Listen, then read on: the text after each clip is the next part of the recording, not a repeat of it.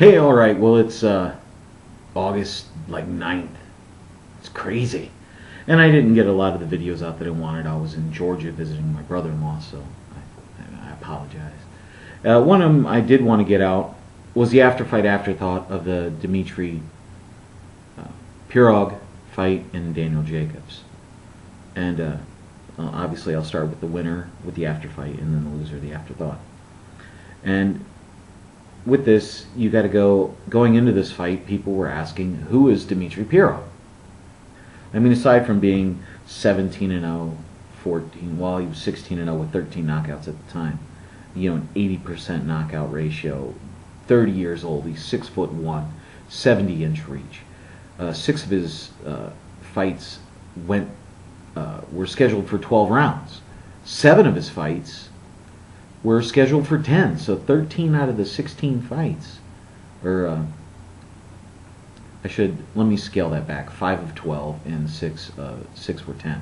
So at the time, you were looking at a lot of fights that were scheduled to go long distances.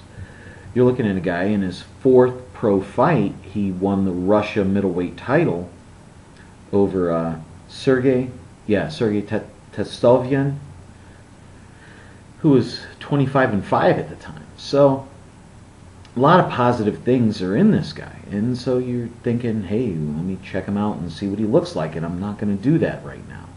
You know, I could do a prospect perspective on him, but that's not what this is. This is an Afterfight Afterthought. So relative unknown. He's known for his unusual angles, his weird takes on stuff. He had a very good win over Eric Mitchell, and coming into this fight wasn't really given much of a chance.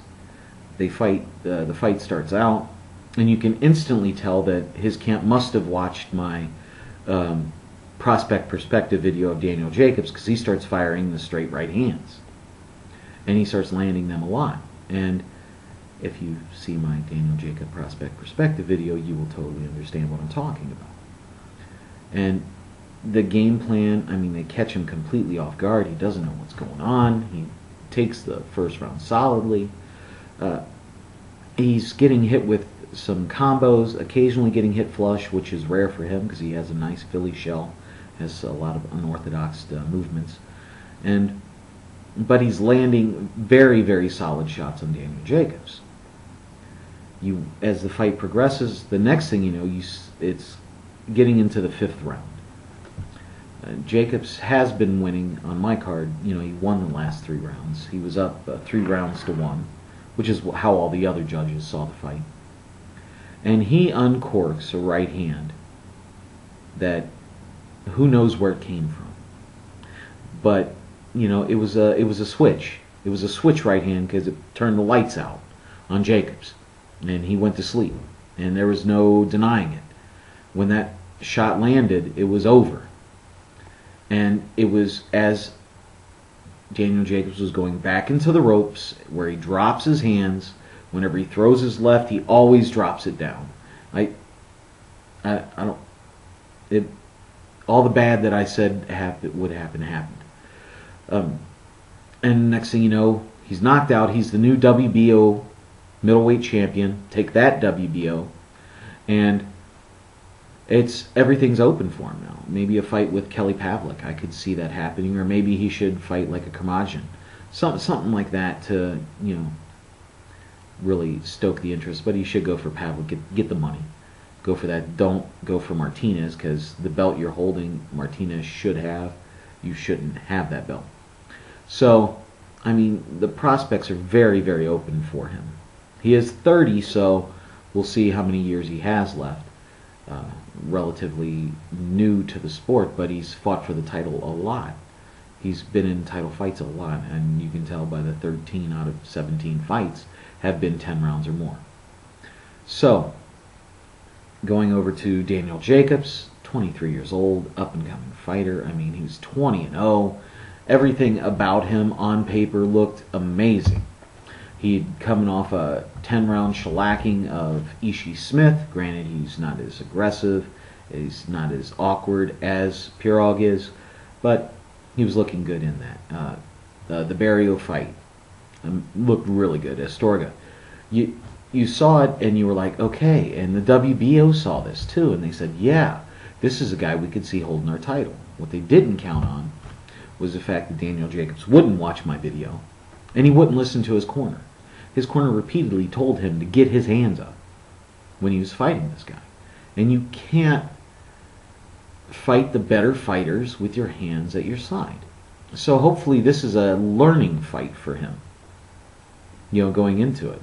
Going into the fight, he was completely taken by surprise. The guy was throwing the right hands. Everything that the guy needed to do to beat him, he was doing. And he regrouped, and you saw it, and you were like, okay, the next 3 rounds, yeah, good, okay, he's getting better. Still getting hit with some really solid shots that I don't want to see him get hit by. But, you know, you're thinking, well, maybe he can pull this out. Maybe he can just keep his distance and everything like that. But the problem is he has fatal flaws. When he goes back, he goes straight back. When he goes straight back, to make it even worse, he drops his hands. And Pirog, they had to have seen my video, exploited these things. And, you know, this is where now, going at the end, you would hope that the Jacobs team would look at these, not my video, I mean, that's kind of conceited, look at the tapes of their own fight and see where he went wrong. And do kind of like what Amir Khan did. Get that D up. Fight the safer fight. Fight the more controlled fight. Fight with what you know.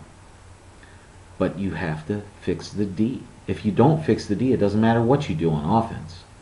Because you're not going to get an opportunity to do it, because you're going to be sucking lint off the canvas a lot. So, is it the end of Jacobs? Absolutely not. I see more fighters now being willing to fight him because he has these flaws. And if he doesn't fix them, this is going to be a B fighter that had A potential. Okay?